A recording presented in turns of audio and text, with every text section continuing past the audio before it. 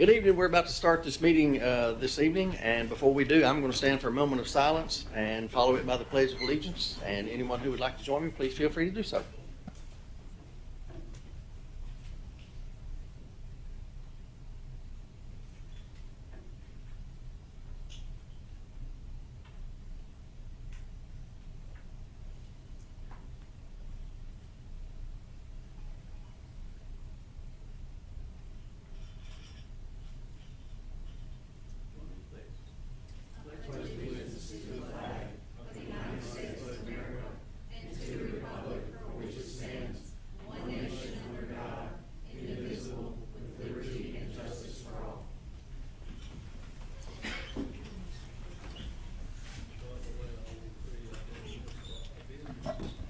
All right, special call meeting is called to order. We only have the one item on the agenda, special call meeting for discussion and interaction to modify the transition term of the director's contract. Is there a motion?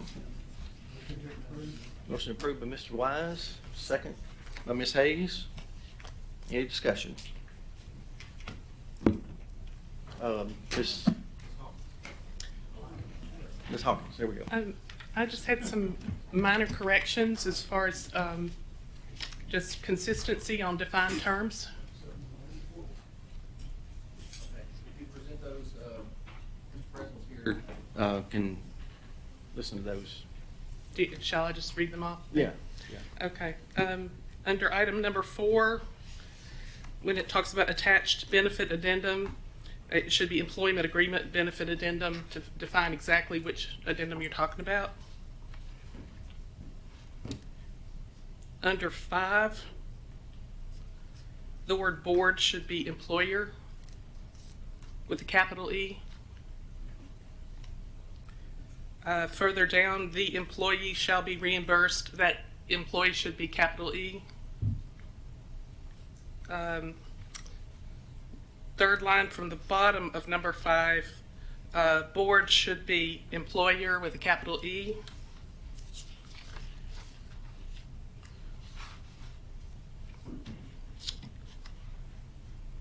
Number 8, first line, parties does not need to be capitalized. It's not a defined term. Number 9, benefits addendum should be employment agreement benefit addendum, all caps on the capital E, capital A, capital B, capital A. Number 11, second line, employees should be a capital E. Second from the last line of number 11, employee should be capital E. Number 12, the school board should be employer with a capital E. Instead of evaluate the director, it should be evaluate the employee with a capital E. Under the employment agreement benefit addendum, medical dental insurance, second line, parties should be lowercase p. It's not a defined term. Retirement contribution, the $5,000 should be $5,000. Under retirement contribution, the next to the last line, transition term should be capital T, transition capital T term with no quotation marks. Under other, employees should have a capital E. Now, I did not know if we want to, on the actual amounts of salaries, if we want to put them in words as well as numbers.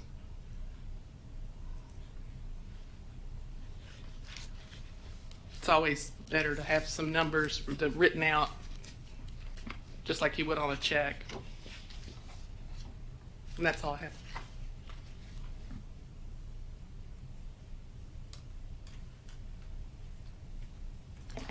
Mr. President. Yes, those changes can be made. Okay. It does not, nothing there changes the substance of the contract. We'll get those taken care of for you. Any other discussion? Mr. Graham. I'd like to make a motion to amend the employment contract, if I may. When this agreement was originally written, it was written under the false pretense that Dr. Phillips would be retiring. And now we have come to learn that he's actually accepting full-time employment as a director of schools in the South Panola School District. And so I don't know, with those obligations, that he would be able to fulfill the terms of this contract.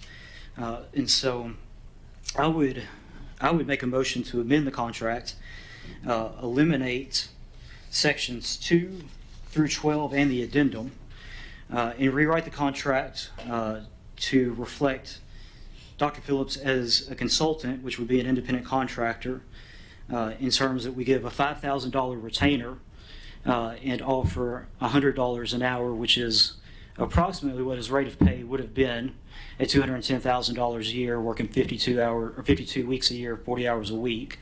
And then we reserve the remaining $90,000, so that would be $85,000 that we'd reserve for billable hours approved by the school board. So $5,000 retainer, no benefits, no vacation time, no disability benefits, as an independent contractor.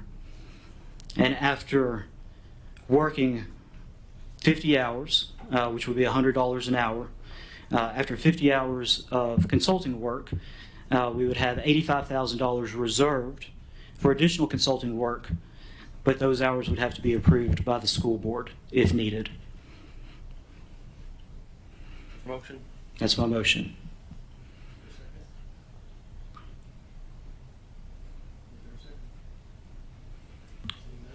I'm just trying,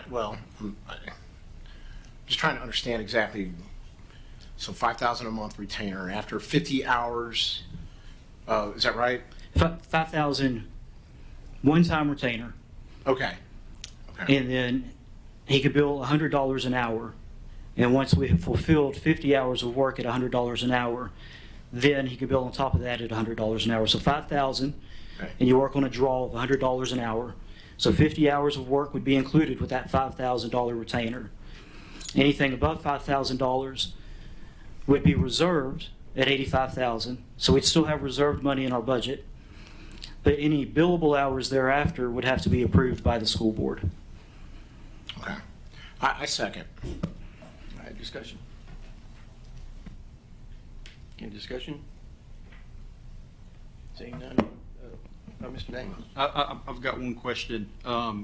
If this amendment passed, then Dr. Phillips would need to agree to those terms. That's correct. If he did not agree to those terms, then the contract as it's currently written at $210,000 would still be in place, correct? That's correct, yes. All right, thank you. Ms. Andrews? Yeah, I also just want to clarify, because I believe part of yours said too that he would not be getting any benefits and so forth through the transition year. That's how this policy, or how this contract currently states. There's no vacation time, no sick time, no retirement during the transition year. Once June 30th of this year hits, all of that stops. That's only applicable during his employment, not during the consulting. Did you have something else? Yeah, I'd like to add, and the reason why I came up with this is we hired a director of schools who's more than qualified and doesn't need his hand held. And in the meeting in which we appointed our new director, the meeting lasted less than 3 minutes. So if we're that confident in our new director, we don't need a full-time contractor for assistance. But this still opens up an opportunity if our new director does have questions, especially during the budgeting process, that he has access to Dr. Phillips. I think this is a win-win for everybody, and we're not spending $90,000 and getting nothing in return. Thank you, Mr. Graham. Any further discussion? Mr. King? Yeah, I mean, I'm kind of on the same page. I think an entire year of consulting is excessive. I don't see why we need that, especially with with Dr. Langford, who's very familiar with our school system. I mean, if I was him, I don't know. I feel like there's a lack of faith there to have this consultant. So, I mean, I was thinking a 30-day overlap transition period would be sufficient, not an entire year. I just don't see that being necessary. All right, that's my view on that. So, Thank you, Mr. Gregory. I think we need to leave the contract as is, because as large as our school system is, there are a lot of things that the public does not realize that will come up in a year's time.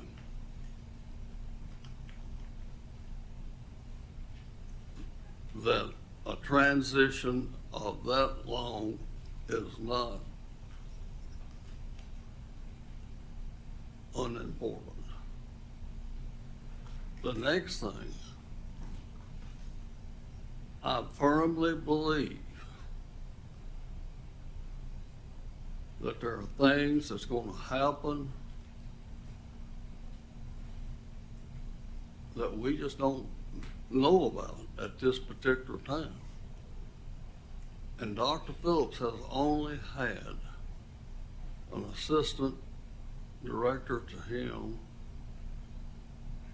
only 1 year, and that was the first year he was here. He has not had, and he had, regardless of what a lot of people say, he has saved this county millions of dollars every year. And I'm confident to say that. Thank you. Thank you, Mr. Gregory. Mr. Graham? Thank you, Mr. Chairman. I appreciate Mr. Gregory's sentiments, and I agree that running a school can be an ever-fluid and ever-changing situation. That's why the $90,000 is still going to be available to Dr. Phillips. The difference is we're not paying it without expecting anything in return. We're paying it upon billable hours, upon work that he actually performs for us. Thank you, Mr. Graham. Mr. King? yeah, I too understand that there's things that could come up in any school year. I just don't understand why we have such a lack of faith in our chosen director to be able to handle those in this coming year. I think that his experience here makes him capable, you know, and I don't see why he couldn't handle anything that could come up. I mean, is he not? Do you not have faith in our chosen new director? I mean, that's my question. Thank you, Mr. King. Any further discussion? Seeing none, Mr.